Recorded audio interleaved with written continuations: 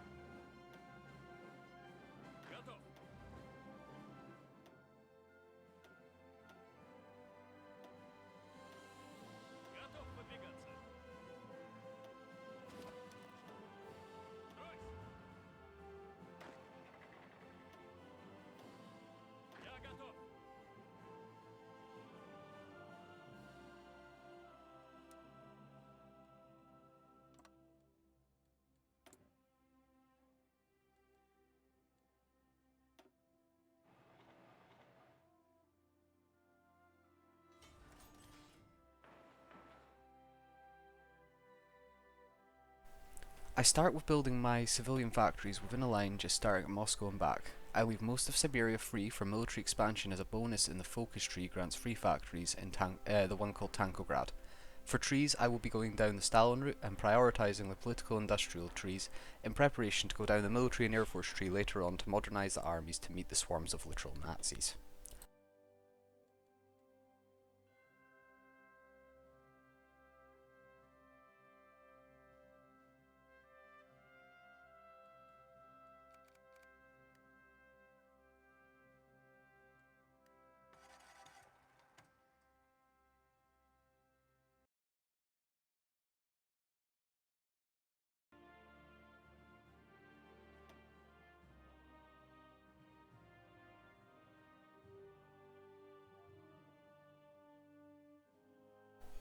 When it comes to focus trees, I would personally prioritise civilian bonuses over the military, as increased production means more factories and is more utilitarian in the outcome, as you can redirect this bonus towards more factories instead of just factory output. And because of this flexibility, you can always swap to whatever you need based on the circumstances of the game. However, this is historical, so you probably won't need it too much. I personally just like the 5% less civs to consumer goods.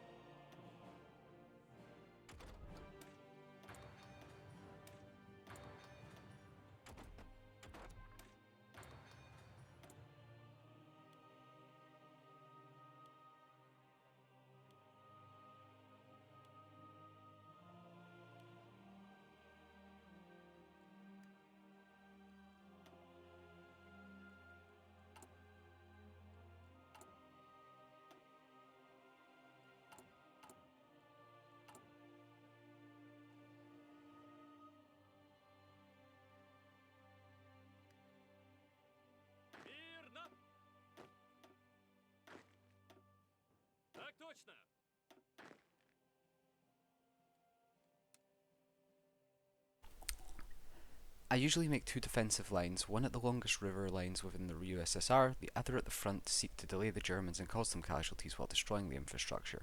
This increases the supply issues for the Germans and delays their advance a little bit longer, giving the player a chance to hold the line, maybe get more factories or weapons out if they're short.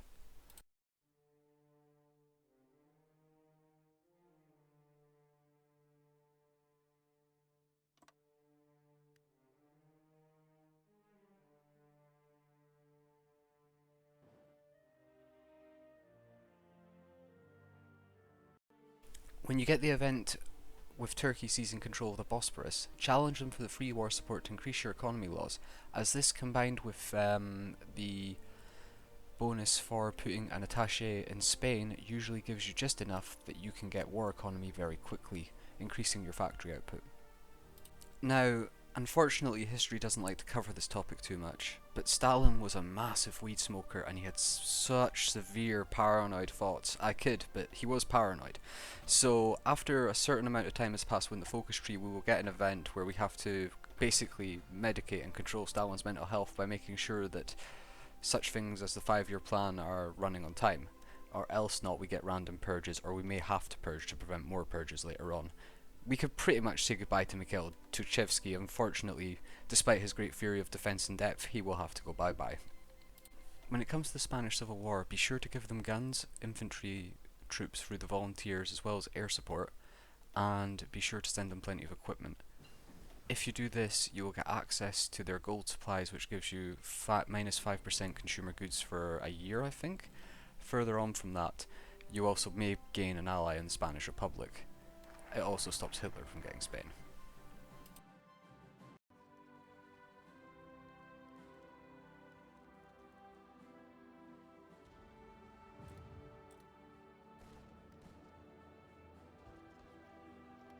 We're about to gain a very nice encirclement just now, and in a couple of seconds, there we go, we've encircled those German troops as well as the Spanish.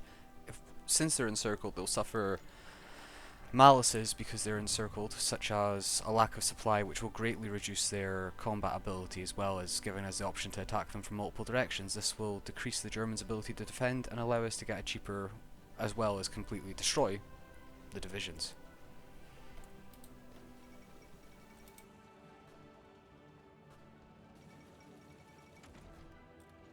You will eventually come across bonuses to decrease the time it takes to research tanks. I would personally prioritise the medium tank line because it gives you access to what would be the equivalent of the T-34-85 and T-34, which would of course be a very useful tank to spam en masse. Quantity has a quality all of its own, as Stalin once said.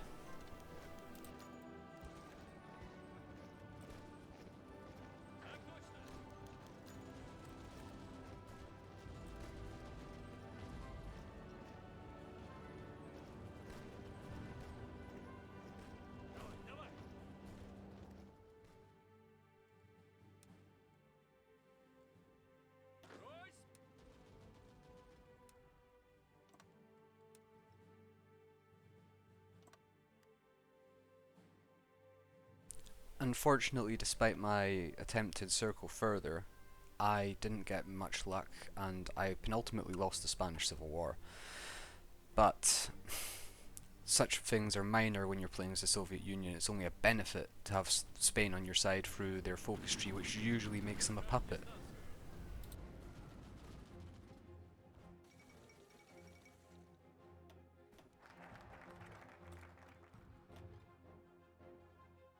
The war economy focus isn't really beneficial before the war and even after the war, because you normally end up at war economy well before the war starts off because it's beneficial for yourself. But it does still provide 2 free factories later on, and there's no malice to stability if it's done once the war has begun.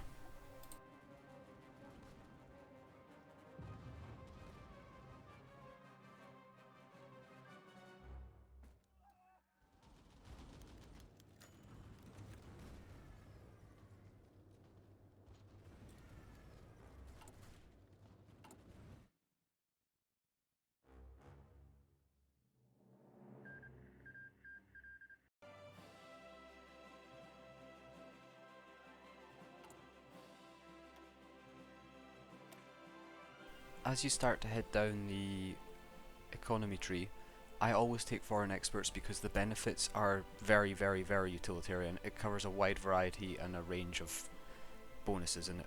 Instead of just narrowing them down to one particular thing at a time, you can gain all of them.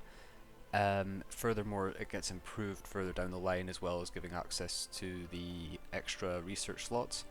On the left hand side, I would always take the one that improves civilian factories and gives a consumer good bonus, because that's utilitarian. It can be used on anything. The other one only gives you a bonus to factory output, which is good, don't get me wrong, but it doesn't do the same as -5 civilian goods.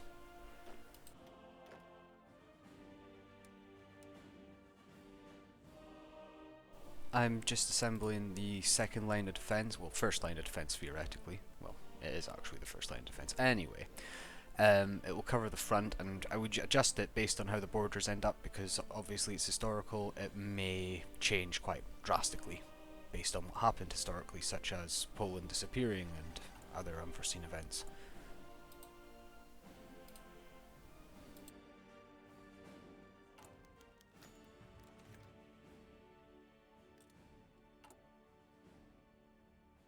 When random purges do occur, don't worry about them too much, just accept the fact that those men are gone. Stalin was out of control once again, a bit too drunk, a bit too high, it happens. This is the joys of a man being in power for too long. Anyway, as you might have noticed, a lot of my equipment is quite drastically down. Don't worry about it. Part of the goal is to be without equipment at the start, so that later on, when the factories are pumping it out, there is enough to go around, and the meme of Russia running out of rifles is kaput.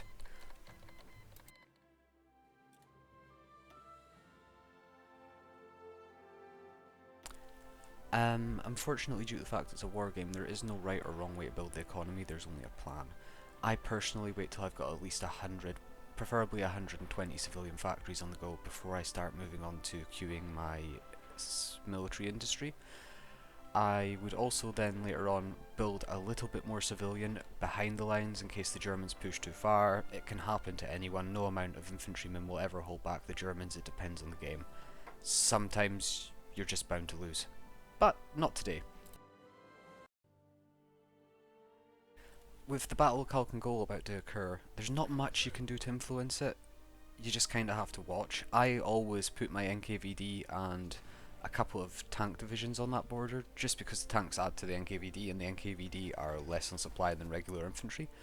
I know that sounds a bit strange to some of you, but supply can make a huge difference in such a remote area.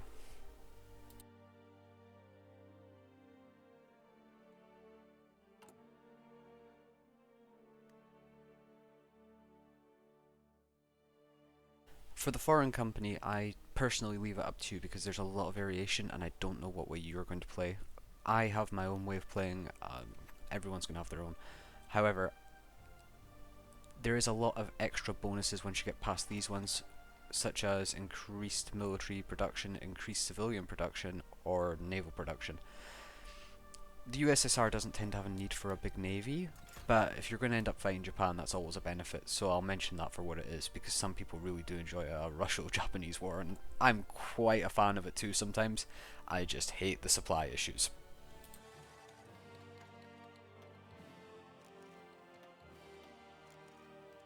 Land of the Rising Sun? Never heard of him.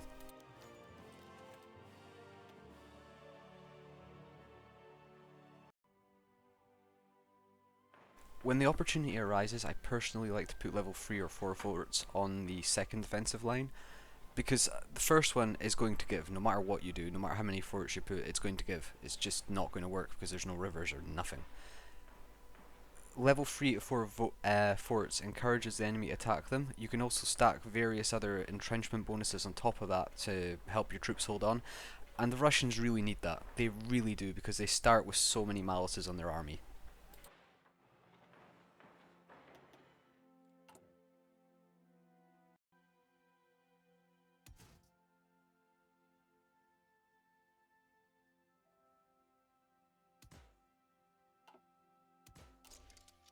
When it comes to tank design, I personally do like to stick to the theme of T-34 spam. However, everyone's open to do what they want. Some people like to stick derp guns on it, like KV2s, but spammable, that is hilarious. I hate facing it in multiplayer games, but what can you do? The advantage of a T-34, however, is it can still go to 12 kilometers an hour without too much reliability effects. This is extremely beneficial for overrunning divisions, and I repeat this 100 times over, speed wins the war. Another thing I should mention besides speed is supply. Look for any red spots, fill them in with supply depots, get additional rails in place. The rails will help relieve the stress on the supply depots a little bit. You need it. Try to defend them as well. Try to hold any supply depot that's behind the defensive lines, because if the Germans take it, then you will suffer a lot very quickly, unfortunately.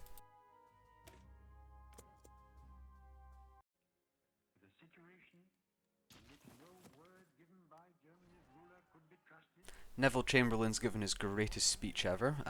Watch as we now see the Netherlands and everyone else follow around us, and soon it will only be us left on the continent. This is where the fun will begin. Very, very soon.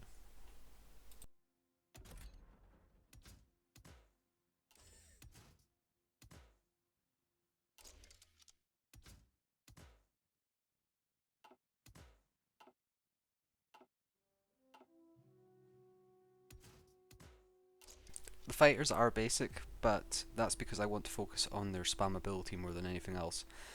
The Germans will eventually run out because they can't have as many factories as you, because eventually, eventually, hopefully, the Western Allies will invade and take some of their land from them or delay them. You want to focus on just having more units. It works, it's reliable, it will drown them. I will now have to go on and amend my amazingly drawn defensive lines because Germany actually honoured the pact. Wow, Hitler, he actually kept a promise.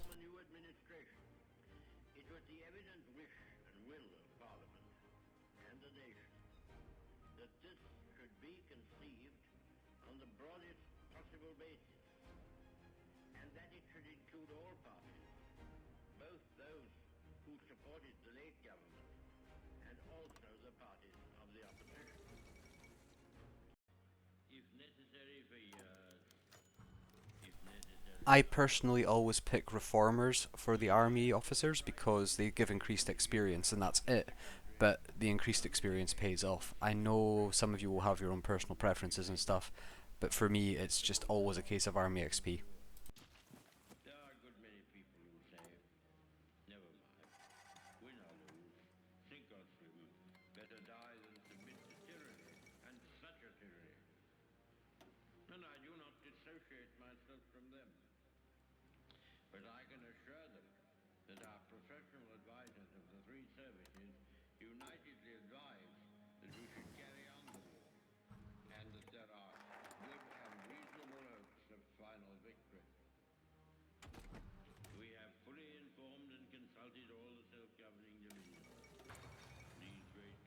At this moment in the game I'm going to really focus on a bit more air force because if I don't, the Germans will have air superiority, but they won't have the number superiority because I have more factories, and that is the biggest Russian advantage.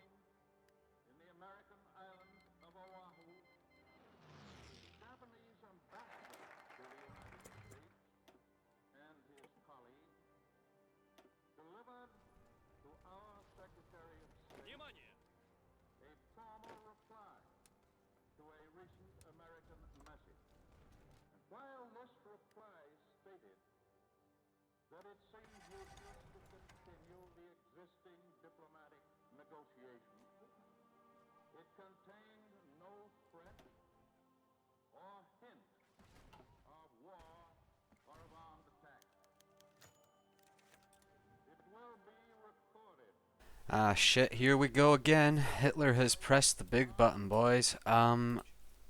We're going to have to try and build the defensive lines to hold for as long as possible, which we have. But the first thing I would always do is retreat any factories that I haven't from behind that are in front of the defensive lines. That means the Germans don't gain access to them. There's a lot of benefit in that. And then you've got to take desperate measures to gain access to the rest of the perks, such as the ability to destroy infrastructure in territories that you still own. So while you're doing the withdrawal from the front territories, you just destroy everything you can and you continue going down that tree. And once you've gotten through that tree, you will actually have a workable Russian army. And that only becomes a thing in 1943 onwards, but once that happens, you actually have a chance at winning. In the meantime, I am simply going to try and buy some time on the front line, which will go reasonably well. I won't get encircled at all here, and I'm pretty proud of that fact. But the AI isn't the best at encircling anyway, so that's not really an achievement.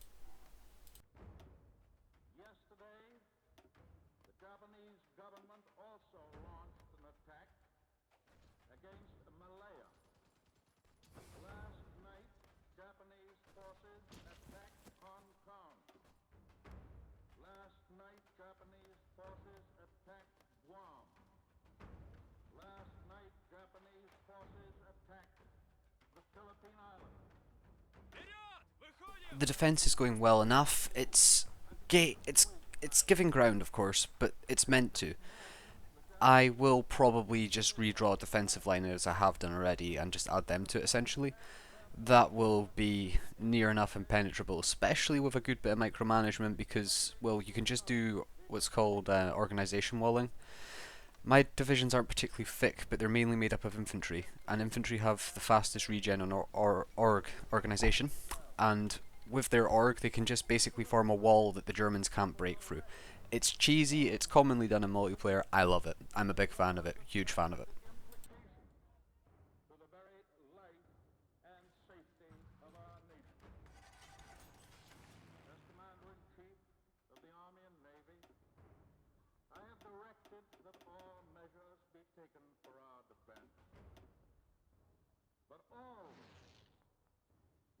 As you can see, red skies are not a good thing, but I will quickly solve this because I have a lot of planes in reserve and it's going to get even worse as the years go by because they can't afford to take the losses, but I can. Great success, I like. national security. Because the nub of the whole purpose of your presence is to keep you now and your children later and your grandchildren much later out of a last-ditch war for the preservation of American independence. All the things that American independence means to you and to me and to ours. Never before, since Jamestown and Plymouth Rock. Благодушие от беспечности, от настроения мирного строительства, то непонятно в военное время, но пагубно в настоящее время, когда война дорогая. Нужно немедленно призывать суду военного трибунала их Слушаю. по своим политическим и трусостью и шаржем народу, и взирая на лица. И вынуждены отходе частной Красной Армии. So, to strengthen the line, I'll probably re-shorten it a few times, and I will plan an offensive, but I probably won't be able to push because I didn't build enough tanks. They're not in the divisions yet. There is plenty of tanks, they're just not in the divisions yet. Zhukov, I find, normally seems to have the most luck on the offensive. Maybe that's because of his superior stats. Maybe it's just because it's Zhukov. I'm not sure. But Zhukov is the guy we need since Mikhail Tukhachevsky is gone. Why would Stalin do this to himself? Why would Stalin shoot himself in the foot like that? God knows, but he smoked about 14 grams of weed that day, alright?